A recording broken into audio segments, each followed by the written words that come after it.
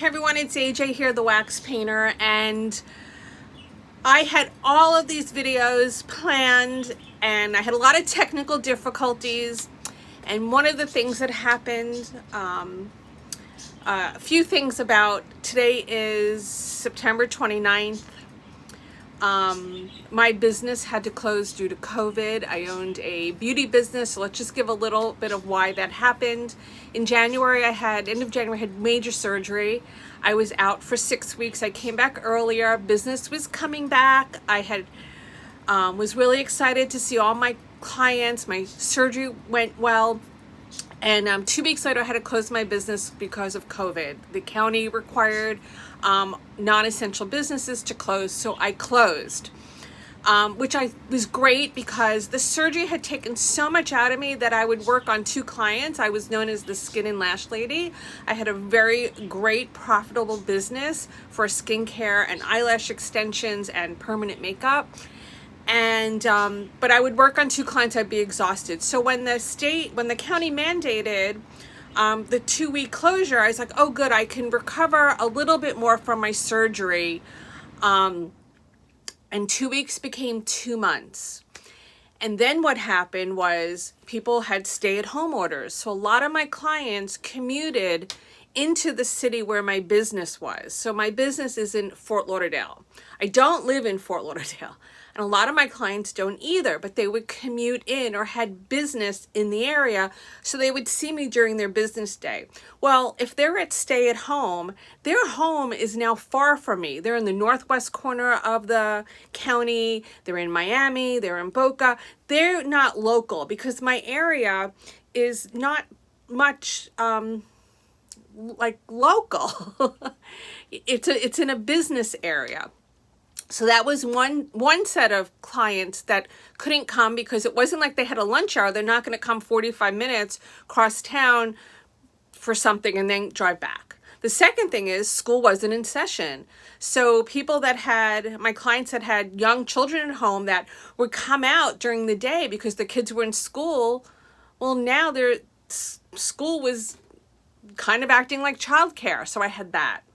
Then I had a huge amount of business of my clients who worked in hospitality, event planning, wedding production, event planning, hotel, hospitality, tourism. I live in a huge tourist area. I'm a destination location for weddings and all of that.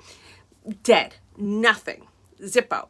All my little pockets of all of the diversity that my business had. And then of course I had my older clients who really didn't want to venture out. So nobody really was coming back. The few clients that were coming back were clients that were still going to an office or had to be presentable and they wanted their eyelashes. 1 or 2 who actually were retirees, but they felt that my facility was safe, and I really appreciate that. But I also had a client who had an outbreak of COVID in her office called me to let me know that, if she heard it on the news, and I really appreciated the fact that she called me and told me and that her test was negative. But I had another client whose test was positive and didn't tell me and had come in for service, and I cannot socially distance. I'm really on top of my clients. I'm like 6 inches away from your face. And that really put a scare in me. But all in all, the business model, I was basically just working to cover rent, and I really just didn't see any future, and I wasn't comfortable putting myself at risk every single time with clients who some of them heeded the warnings and some of them don't. So we'll just leave it there. So when I decided I was going to close the business, I was looking at the calendar and I said to my husband, I said, oh, look, it's my birthday. It's the Jewish holiday. The Jewish New Year ends. My business license ends the end of September. This is a good time to close. And my little dog, Morty, my little shadow, would be with me all the time in the art studio. He would wait by the door on the days, like he would see me put the art smuck on and he would be zooming to the door waiting for me to go to the art studio. And he was always with me. I didn't take him to work because it's a health code violation to have a dog in a salon. People don't know that. But we traveled with him. We would just in Key West. We I always had little Morty with me. Morty was a rescue. I got him about 6 years ago. He was 4 or 5. He was horrible. I've never been bit by a dog until I got that dog. Now, last year, or 2018, into 2018, I lost one of my beagles. And then in 2019, I lost my second beagle. Also from rescue, also old dogs. So Morty was like 10 or 11. So at the beginning of September, he was diagnosed with, I can't even think, congestive heart failure. Now, my dad had that. So I knew with medicine, hopefully Morty would be okay. It came on really rapidly. But I figured now I'll be home. I can monitor him. We'll enjoy our life together in the art studio. He'll be in the videos, even though he doesn't like the camera. But this dog really, I just loved him. You know, like all my dogs, but Morty was just special. I don't know. Anyway, the other day he woke up. He's a happy little chap. I finally got his medicine regulated, and I was really hoping that, okay, we got the medication all regulated. The week or two before, he went hunting for a lizard in the yard, and it was hot, and he fainted. And I was like, oh my God, you know, and he came to, and, you know, my vet said we just have to work on the medication, and I need to take him to a cardiologist, and, you know, but I knew he had limited time, but I wasn't expecting him to deteriorate so rapidly. So Friday night, he wasn't doing so well. He wasn't like eating. He threw up his dinner. That's not like him. He was panting. An hour later, his panting kept increasing. I gave him his Lasix a little bit more. He wouldn't, I couldn't get it down. His drooling was uncontrollable. I just basically picked him up, said to my husband, we need to go to the emergency room now. Of course, yeah. So we go to the emergency room. They immediately put him on oxygen, Lasix, whatever, and they're trying to stabilize him. And we wait, and the ER vet was so nice. She was so kind, and she says, you know, he's really not responding. Maybe he, you know, not like, I can't even think, it's so upsetting. She says he's really not responding as quickly as I'd hope, but let's give him a little bit more time. Right now he's breathing a little easier, and let's just see. We gave him some more Lasix, whatever, she's telling me everything. I said, okay, have a seat. And we waited. It's 3 hours later. It's like 3 a.m. And she says, you know, he's really just not responding. And these are the options. One option is we can keep him here and observe him for a few days, and maybe he'll turn the corner. She says, but I really don't think so. I think it's just his time. She says it would really, he can have a heart attack at any time, or he's just not coming around the way I hoped he would.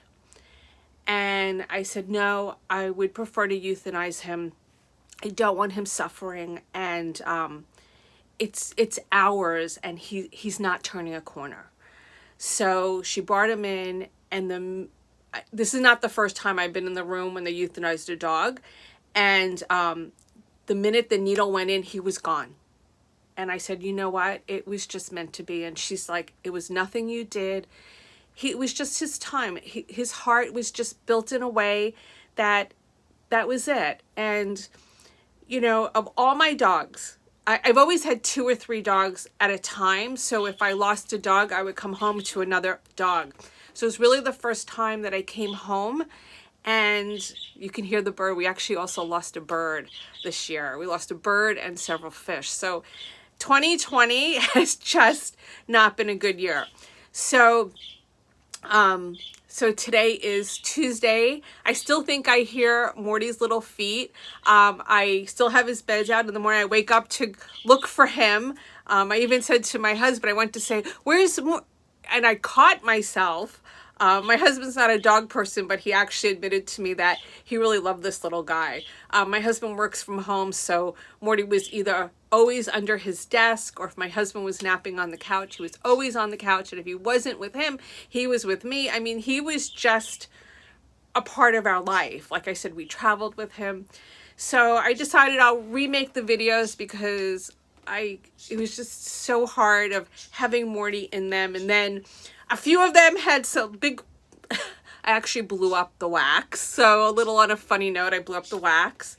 But you know, it's just life. But it's really hard. I've had a dog in my life every day since I'm 10 years old. I'm allergic to cats because I used to have them too. So we had this dog door in our screen door. So Morty would come in and out. All the dogs would come in and out. And I said to him, "Can you take it out?" And he says to me, which I was shocked, "Why, you're going to get another dog soon?" And I said, "Well, first of all, the dog flap is half open and we've been getting a lot of bugs and stuff coming in." I said, I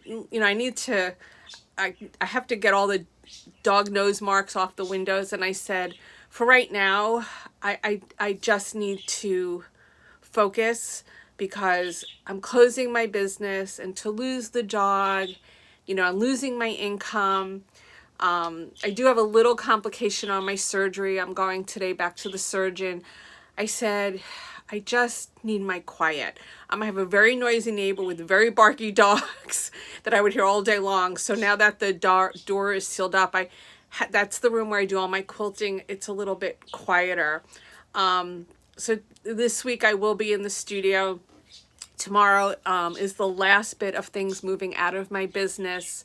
And it's just a lot. So I was hoping to make a video a week. And like I said, I had a lot of things taped and I had Morty in the scenes, and you know, it's just sad. It's just sad. I didn't really think I would be so upset over an animal. But I'm trying to think. I had a dog that was 18 when she passed away. She died of old age. My childhood dog died at 15 or 16. He was a Doberman. My one beagle, she was 12 and a half. My other beagle was like 14. Also very unusual. I had a Jack Russell who was 16. I moved to Florida with him. That was Bruno, Zoe, Duke, Max, Scout. And Morty's probably, we assume it'd be 10 or 11. So I realized that I've been really, really fortunate to have dogs that have really lived way past their life expectancy. So, you know, so even my vet, like Morty being 10 or 11, it's already a senior dog. And I was thinking, oh, I'm going to have Morty for 10 more years and I'm going to have him until I'm 70. And it's like, no, that's not true. So the rescue center that I did get Morty from, I called them and I text them and I let the owner know. And I told her probably in a few weeks I'll be ready for another one. But I love my little Morty. And I've always had big dogs, and I've always Morty was my first mutt. All my dogs have been Dobermans, Beagles. I love Beagles. Jack Russell Terriers, Cocker Spaniels. I've always had pure breed dogs. Morty was this dachshund that looked like he had a Rottweiler head shrunk down and stuck on him. His head did not fit his body. He was very funny looking. He was very animated. He was very lovable. When I first got him, though, he was Cujo. He had been returned 4 times to the shelter. He had pneumonia twice. He was nasty. He was vicious. The minute I took him home, he went to attack my beagle, and my beagle Scout, she would not back down from anything, and she sat on him. She literally just sat on him. She loved him. He hated her. Then when we got Max, 2 male dogs together, but the 2 of them were like glue. As much as they would growl and snarl at each other, they were inseparable. Wherever one went, the other went. So we lost Max a year ago. But Morty only was sad for like a day, because then he realized he was the alpha dog. So it's just really interesting when I look at my life and think about how at this stage in my life, and I've been in Florida 27 years, and I moved here with a dog, and I only had had a dog for maybe 5 years of my entire life. That's kind of amazing when I think about it. My very first dog, I was like 10, was a beagle. I was 9 or 10. We always had another dog, so I left for college. We still had a family dog. And then I was traveling a lot. And then once I stopped traveling, I had a little dog, and my dad would take care of it when I traveled. So it's kind of weird. Anyway, I know this has nothing to do with art. It was more of a way of me venting a little bit and getting it out there and letting you know that some of the videos had, and okay, so I have to admit, like, I blew up a balloon, dipped it in the hot wax, it exploded all over the phone, all over the lens, all over me, all over all the artwork from the other artists that I share with. It was quite a disaster. So we figured it out. It was to make, let me show you, these kind of things, these shapes. So I will reshoot the video hopefully this week. My business is now closed.